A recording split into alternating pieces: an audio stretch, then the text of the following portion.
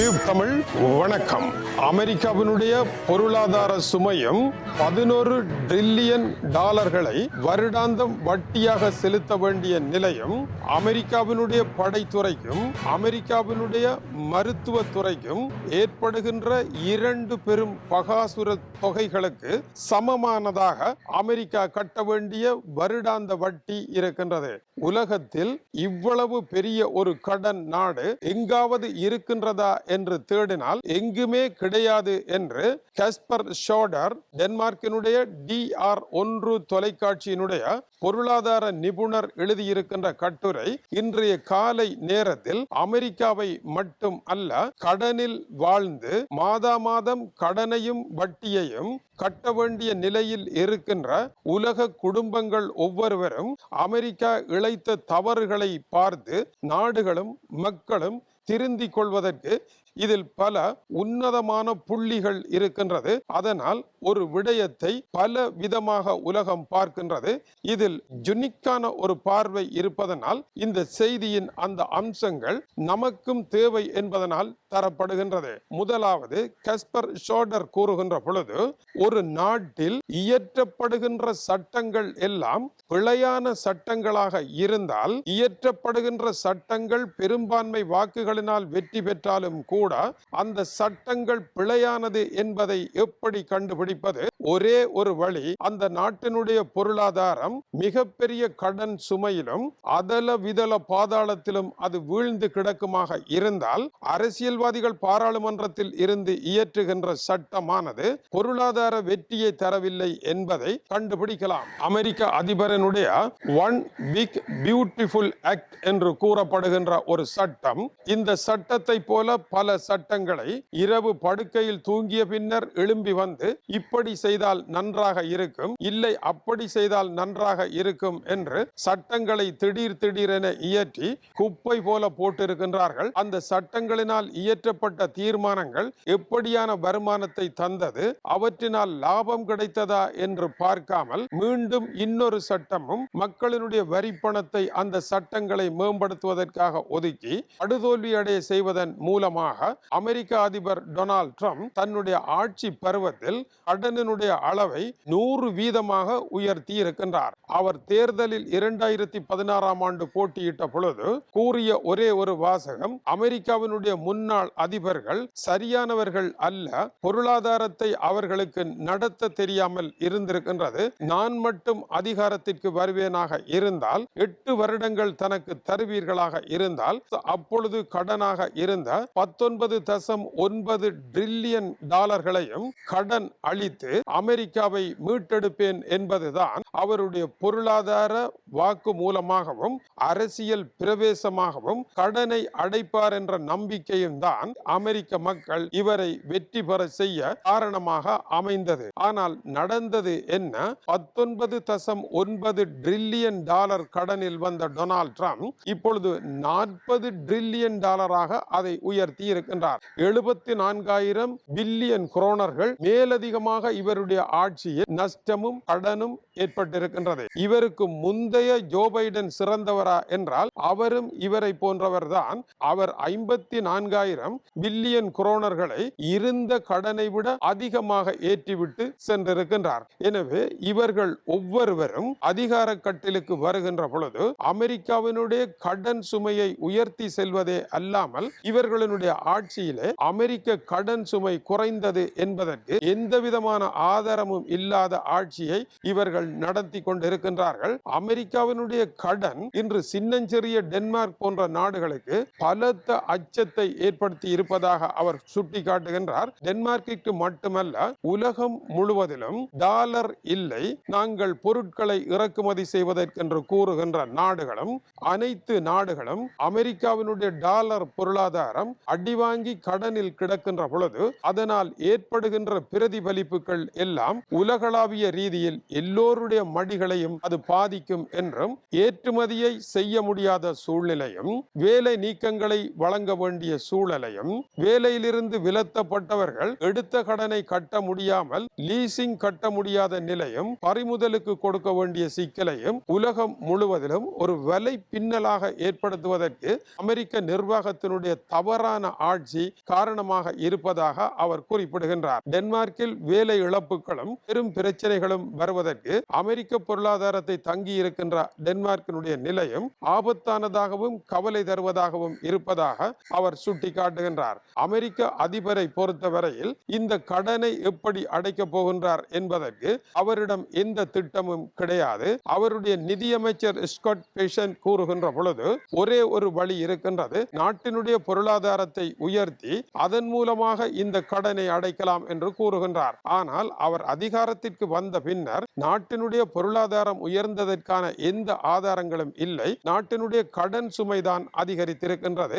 இது மாத்திரம் அல்லாமல் அமெரிக்காவினுடைய மொத்த தேசிய உற்பத்திக்கு இணையாக அமெரிக்காவினுடைய கடன் இருப்பது மிகப்பெரிய வலியாக இருக்கின்றது. 100 ரூபாய் சம்பளம் எடுத்தான், 100 ரூபாய் கடன் இருந்த காரணத்தினால் சம்பளத்தை அப்படியே கடனுக்கு கொடுக்க வேண்டிய சூழ்நிலை வந்தால் எப்படி குடும்பத்தை நடத்துவது என்பது கேள்வி. அப்படியான ஒரு இடத்திற்கு நாட்டின் பொருளாதாரத்தை எந்த விதமான கணக்குகளும் இல்லாமல் ஆடம்பரமாகவும் போலி கௌரவமாகவும் உலகத்தில் நாங்களே பெரியவர்கள் என்றும் பேசியபடியே வந்திருக்கின்ற அமெரிக்கா இந்த சுமைகளில் இருந்து வெளிவர முடியாத ஒரு சூழல் இருப்பதாக அவர் குறிப்பிடுகின்றார். அதற்காக அமெரிக்காவினுடைய பொருளாதாரம் வருகின்ற 24 மணி நேரங்களில் முற்றாக முறிவடைந்து போய்விடும் என்பது அல்ல.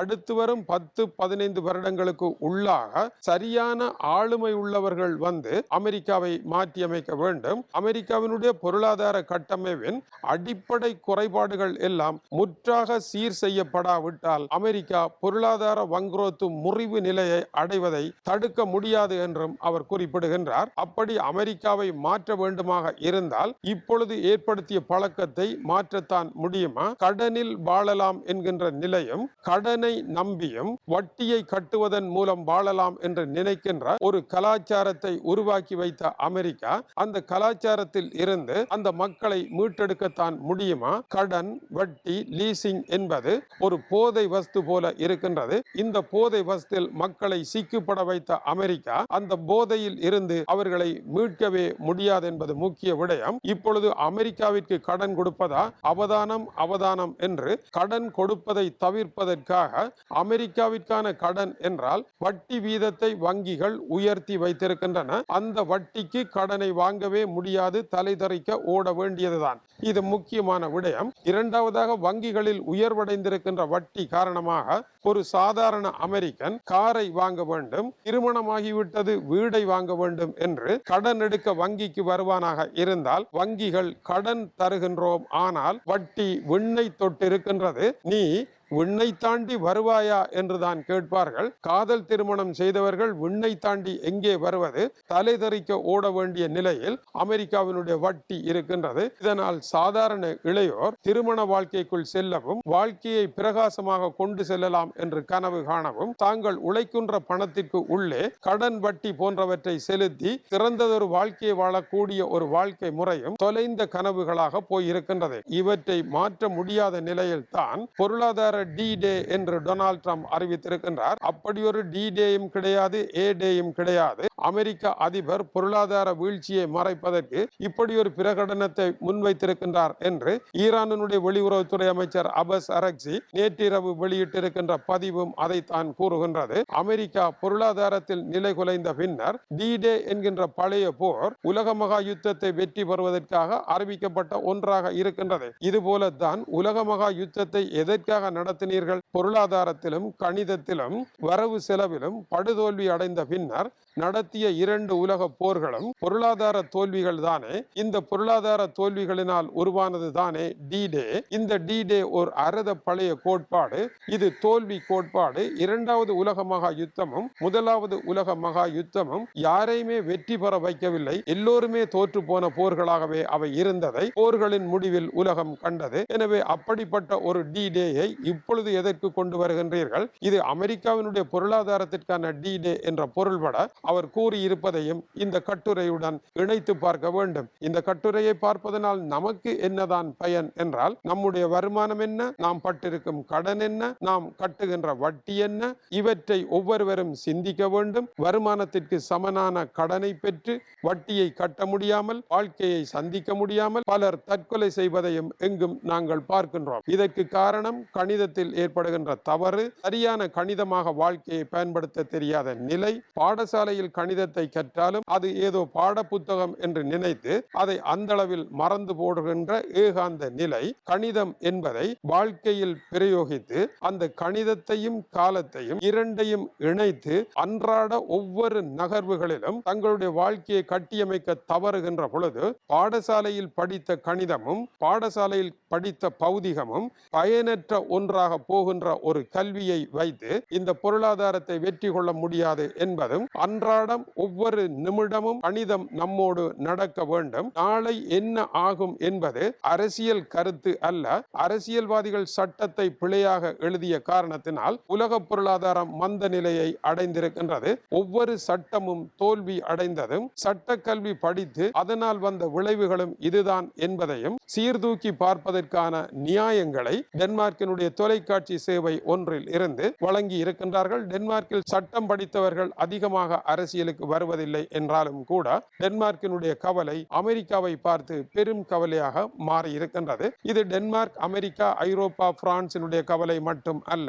நாம் ஒவ்வொருவரும் கவலைப்பட வேண்டிய விடயம் உண்மையில் அமெரிக்கா கடனில் இருக்கின்றது என்று மகிழ்ச்சி அடைகின்ற நாம் நமது முதுகை திருப்பி பார்க்க வேண்டும். நமக்கு எவ்வளவு கடன் இருக்கின்றது என்று. இது மிக முக்கியமான விடயமாகும். ஆகவே இந்த செய்தியும் இதற்குள் இருக்கின்ற நுட்பாந்திரமான விடயங்களும் இங்கு தரப்பட்டிருக்கின்றன. தொடர்ந்து இணைந்திருங்கள். மேலும் சூடான செய்திகள் வந்திருக்கின்றன. இது டியூப் தமிழனுடைய உலக செய்திகளுக்காக இலங்கை வடபுலம் யாழ்ப்பாணத்தில் இருந்து கீசே துரை. வணக்கம் உறவுகளே.